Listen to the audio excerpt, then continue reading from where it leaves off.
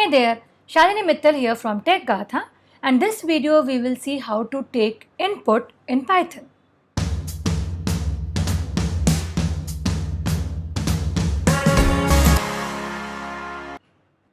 So last video we saw the arithmetic operators, we created variables and we were assigning the values in the variables and we were doing all the mathematical operations. But in real times, the values will be coming in from the user. So I want to create a program which can perform calculations for the users based on the values that they provide. That's where we use the input function. So instead of providing a value manually, a fixed value to a variable, the value will come from the user. So I want to ask the user to enter a number, correct?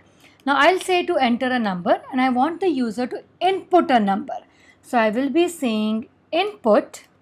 Again, you remember whenever we have a word followed by open and closed round brackets is called as a function. So input is a function in Python which is used to take the values from the user.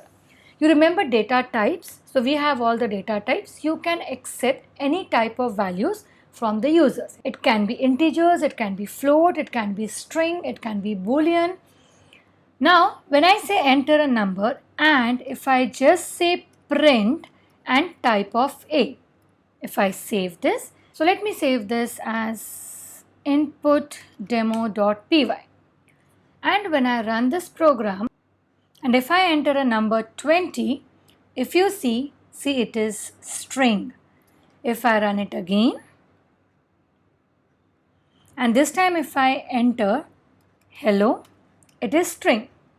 If I run it again, and if I enter a value as true, again it is string. So whatever you enter, so if you feel like the true was, it wasn't spelled correctly, so if I say TRUEC, it's a string. So input function, whenever you use an input function, the type that it returns is of string. So input is a function that takes the input from the user and stores in the variable on the left hand side of equal to. So always remember, values are assigned from the right hand side to the left hand side. So if I just go ahead and print A, or I say value in A is equals to, and if I save this and if I run, see, I enter hello, it says value in A is equals to hello. If I run it again, now this time, if I enter 20, you will see value in A is equals to 20. So no matter what value you put, first of all, it is of type string and whatever value is entered by the user. So after this enter a number, see here you will see the cursor is there, it's blinking, it's waiting for me to enter an input. So my program is at halt at this point of time because it is waiting for me to enter a value. See if I just press the enter key, it's an empty string because I just pressed the enter key, so no value gets stored in A. Now, if you want to perform mathematical operations, so say I want to take two values as input from the user. I will have to take different variables, otherwise it will overwrite the previous value. I say enter a number, enter a number. Again, we know that input function, whenever it reads, it's of type string. If I want to say A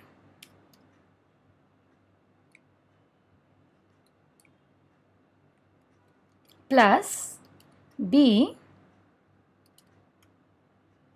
equal to, and we'll write A plus B. So we learned that whenever you have variables, you don't put them in quotes. Whatever you want to print as it is, you put them in quotes. So A is a variable, whatever the value is in A gets printed, then the plus sign, then the value in B, then the equal to sign, and then it evaluates this expression. So if I enter the value in A as 5 and if I enter the value in B as 10, I am expecting the output to be 15, 1, 5. So if I run, I enter in A as 5, I enter 10, I am expecting 15, but if you see, A has a value 5, B 10, but what it does, A plus B Remember, it's of type string. So whenever you have a plus operator on the values of type string, it always joins them. It will not evaluate as a mathematical expression. What I want is 10 plus 5 is 15. So I need to convert the string to an integer, and for that we have an int function. So I can wrap this around an int. I can wrap this around an int. Now you would notice the type of A. See, if I run,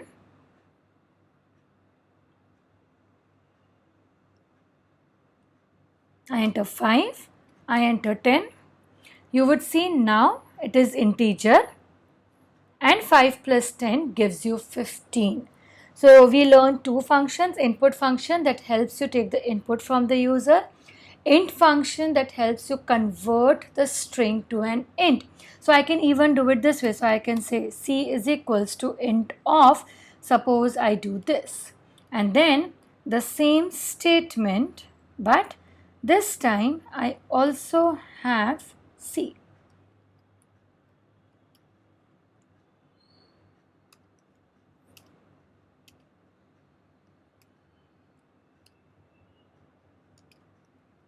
A plus B plus C. See.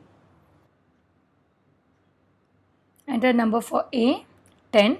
Enter number for B, 20. 10 plus 20 is 30. It prints over there.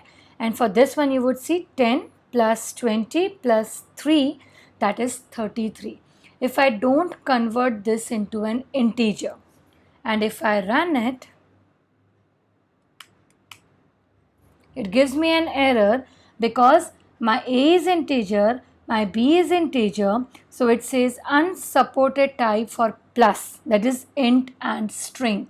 Your C is string, your A and B are integer.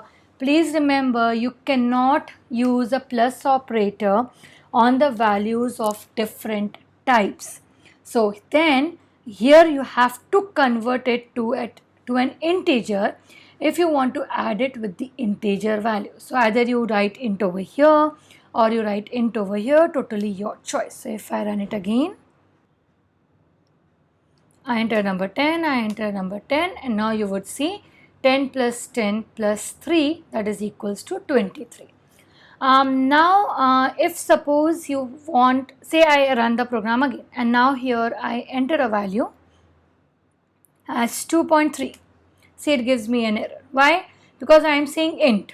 So I am expecting only integer value, but I have provided a decimal value, a floating point value, right?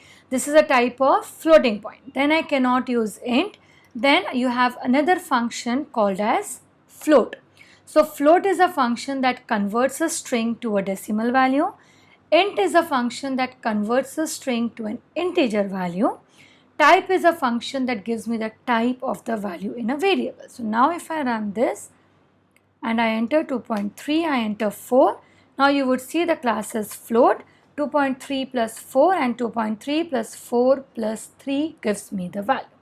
So float converts to float, int converts to int, and input takes the value as an input from the user. Let me know for any questions in the comment section below. That's all about how to take the input from the user and how we can use those values to write our programs.